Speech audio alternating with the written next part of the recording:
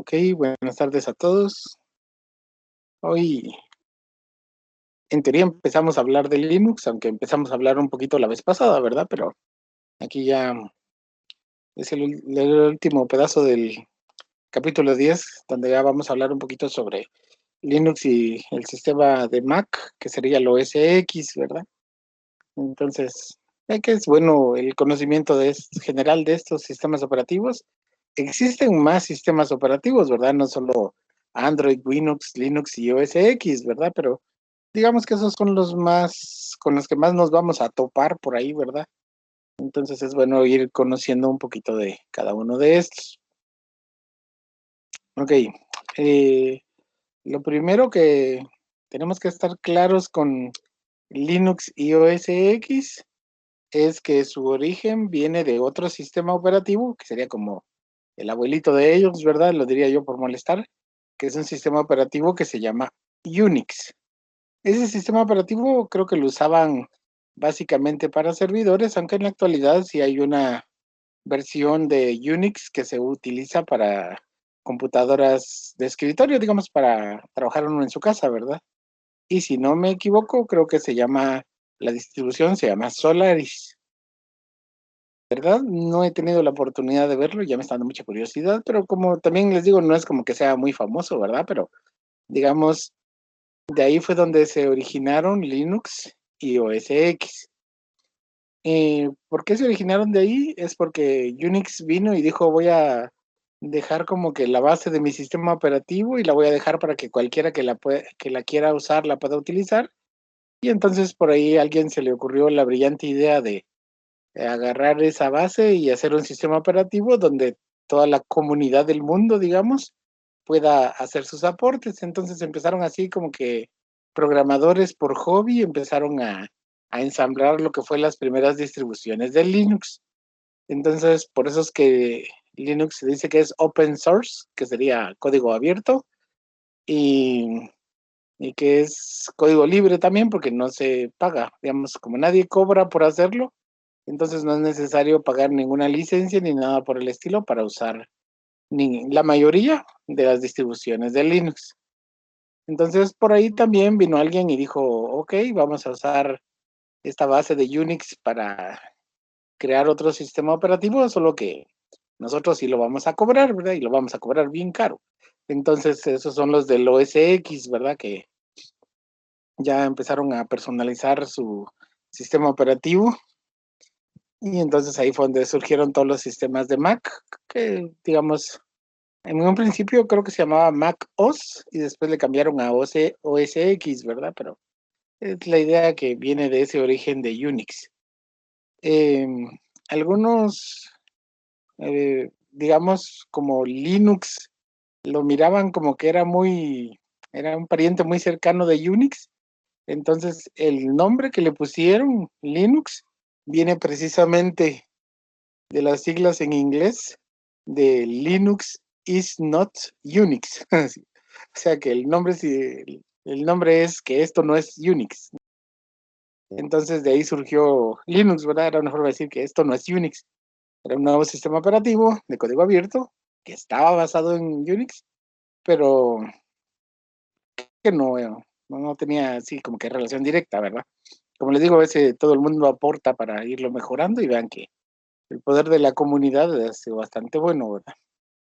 Eh, como tienen un origen más o menos similar, entonces Linux y OS X comparten algunas características. Entonces, pero digamos son proyectos que han trabajado por separado, ¿verdad? No es como que OS X agarra algo de Linux, no, ni mucho menos Linux agarrar algo de OS X, ¿verdad? Sino que tienen un origen más o menos común, entonces por eso es que hay características que por ahí uno dice, pues, ¿por qué tiene esto igual, va? Pero bueno, entonces, eh, como les comentaba en la última clase, una de las distribuciones más conocidas de Linux es Ubuntu. Creo que cualquiera que empieza a utilizar Linux, creo que la más recomendable distribución que puede agarrar es Ubuntu. Ya les dije, hay muchísimas más, ¿verdad? ¿Qué dijimos? 87, más o menos. Entonces, yo creo que más. Entonces, eh, esta distribución de Ubuntu tiene una interfaz gráfica que se llama Unity. Creo que en la carpeta, perdón, en aulas virtuales, incluso creo que les puse una tarea donde se trata de averiguar algunos escritorios que tienen diferentes distribuciones de Linux, ¿verdad? Me recuerdo por ahí hay uno que se llama KDE, que es de los más conocidos, y Gnome, que creo que es el otro que es famosito. Hay un montón, ¿verdad? Lo que tiene Linux es que como el código es tan abierto, cada quien dice, pues a mí me gustaría un escritorio diferente, y hay varias personas que han creado escritorios diferentes, ¿va? Entonces, ahí uno podría, dependiendo de sus gustos y necesidades, aún teniendo Ubuntu, cambiarle el escritorio a otro escritorio, ¿va? Entonces, son cosas que en Windows no se pueden hacer, ¿verdad? Porque uno el escritorio de Windows, ahí con ese se queda y podría haber algo que lo modifique, pero en Linux sí el nivel de modificación que hay es bastante más amplio, ¿verdad? Todo lo contrario con OS X. En OS X, como ese sí es pagado y ese sí no es código abierto, es código muy cerrado, entonces ahí sí no se puede hacer muchas modificaciones. Y la interfaz gráfica de OS X se llama Aqua, ¿verdad? Entonces, igual como les digo, al menos entre Unity y Aqua, por ahí se sienten unos aires muy similares. Incluso yo me recuerdo que les comenté por ahí que hay una distribución de Linux que se llama GMAC, que es una simulación de OS X, ¿verdad? Entonces también, pues para ver cómo sería un OS X, pero en realidad es un Linux, ¿verdad? Esas ya son travesuras que hace la gente que diría yo solo quiere ver el mundo arder, ¿verdad? Pero sí, en conclusión, pues la interfaz gráfica del usuario en Linux se puede cambiar, ahí en gusto se rompen géneros, así. Entonces hay bastantes versiones y en OS X ahí sí no podemos cambiar mayor cosa, ¿verdad? Usamos Aqua. En cuanto a la interfaz de línea de comandos, o sea, el CLI de los dos sistemas operativos, son bastante similares, ¿verdad? Sería lo que se conoce como la terminal. Entonces, como los dos sistemas operativos tienen un núcleo que está basado en Unix, entonces hay muchas características que son similares y muchos comandos que son similares, ¿no? O sea, iguales los comandos. Son los mismos comandos que se usan en los dos lados, ¿verdad? Entonces es por eso, porque tienen un origen por ahí común. Eh, Al igual que en Windows, pues en Linux y OS X también se necesita también hacer copias de seguridad o algo de restauración. Y para Linux la herramienta para hacer estas copias de seguridad se llama Dejadup. Esa, ya, como es software libre, ya la trae incluida el Linux, ¿verdad? Entonces es así como que genial. Y en OS X, la que utiliza para hacer esas copias de seguridad es una que se llama Time Machine, ¿verdad? Máquina del tiempo. Entonces, aquí siempre las dos herramientas son bastante similares, ¿verdad? Así, como diría el meme, pura casualidad, no lo creo. Así. Pero sí, son similares. De ahí, eh, pues como todo sistema operativo, trae herramientas para verificar cualquier problema que podría presentar tanto el sistema operativo como el disco duro, ¿verdad? Entonces, trae sus herramientas para hacer particiones, para formatear el disco, para controlar sectores defectuosos y hacer verificaciones así del funcionamiento del equipo. Entonces, esas también son herramientas que traen los sistemas operativos. Ya vienen incluidas, ¿verdad? Linux así trae casi todo lo que uno necesita para esos menesteres. Igual si fuera necesario, entonces Linux también tiene un repositorio, ¿verdad? Así como la Play Store. Sí. Entonces Linux también tiene una subtienda, ¿verdad? Donde uno puede conseguir algunos programas o aplicaciones que necesite para Linux. Entonces ya creo que cada sistema operativo trae sus propias tiendas ahora. OS X me imagino que también tiene su Apple Store. Solo que ahí todo es un poquito más carito, ¿verdad? Pero ni modo. Pero por el perfil que manejan, la gente ni se queja. Sí. digamos, usualmente como más que todo en Linux, ¿verdad? Que no es muy común que la gente tenga estos sistemas operativos y como tiene tantas variedades o distribuciones, entonces mucha gente, digamos, eh, digamos, quieren probar Linux, ¿verdad? Pero sin arriesgar su equipo.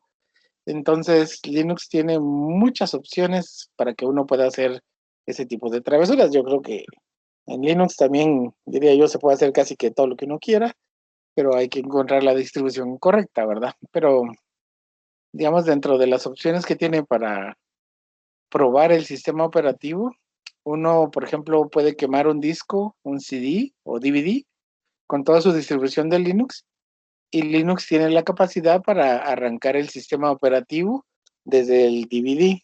A esta función se le llamó desde un principio live, o sea, en vivo, live CD. Entonces lo que hace es cargar el sistema operativo en la memoria RAM, no instala nada en el disco duro y uno puede utilizar todo el sistema operativo como que estuviera instalado en la máquina, y después dice uno me gustó, no me gustó, entonces lo apaga la máquina y no queda ninguna huella, registro ni nada modificado en la computadora que estemos probando. Otra forma también sería eh, instalar la distribución de Linux en una USB. Entonces, de igual manera, uno solo pone la USB en la computadora, arranca desde la USB, se carga el sistema operativo y entonces ahí está trabajando un poquito en la memoria RAM y en la USB, y puede uno probar lo mismo el sistema operativo y acostumbrarse, ver y así sentir qué se siente tener Linux y ver si uno ya se decide ponerlo de una manera ya más estable en la computadora, ¿verdad? Al igual que con Windows, también se puede hacer un dual boot. Digamos, se puede instalar Windows y a la par Linux. Esa creo que sería la opción más común, ¿verdad? Hay gente que le pone arranque doble a la computadora y entonces al principio le dice, ¿quiere arrancar con Windows o quiere arrancar con Linux? Entonces, el programa que administra eso se llama GRU, ¿verdad? No es el villano favorito, sino GRV, así se llama. Entonces es el que gestiona, digamos, que uno puede arrancar una computadora desde Windows o Linux ya instalándolo eh, en un disco duro en la computadora. Cuando se instala Linux en una computadora, usualmente es tan amable que dice, solo voy a agarrar 8 gigas del disco duro y si muchos días, ¿verdad? Pero uno le podría poner más dependiendo del disco duro que uno tenga, pero por lo normal, digamos, es esa cantidad la que uno pone, y el instalador tiene unos asistentes que le ayudan a uno a que el proceso sea fácil. Y la ventaja que uno tiene es que, digamos, uno dice al final, digamos, no, pues siempre sí, no me gustó. Entonces uno le dice quitar Linux y lo desinstala y vuelve a dejar Windows tal y como estaba en un principio. Y creo que esas son opciones o que hay que ir conociendo, ¿verdad? Por ahí me imagino alguien preguntará, ¿y puedes instalar más de una distribución de Linux en una computadora? Sí, se puede. Entonces, solo que ahí ya es querer ver el mundo arder, ¿verdad? Porque ahí, por ejemplo, podríamos poner unas 2 versiones de Windows con unas 2 versiones de Linux y ya entonces ya empieza un poquito fumado el asunto, pero sí se puede hacer, ¿verdad? Entonces, creo que lo más que he llegado a hacer acá con mis alumnos es un doble doble, le llamo yo, que sería eh, primero hacer una instalación de un dual boot con Windows y encima del dual boot con Windows le ponemos un dual boot con Linux. Entonces lo único que hace es que primero nos muestra una pantalla donde dice quiere arrancar con Windows o con Linux, y cuando uno se va a Windows le dice y ahora con qué Windows quiere arrancar, ¿verdad? Digamos el 8 o el 10, va, por decirles algo, va. Entonces ahí son buenas prácticas que uno puede hacer para ir fogueándose más con los sistemas operativos. De hecho, hay un spoiler del futuro, así.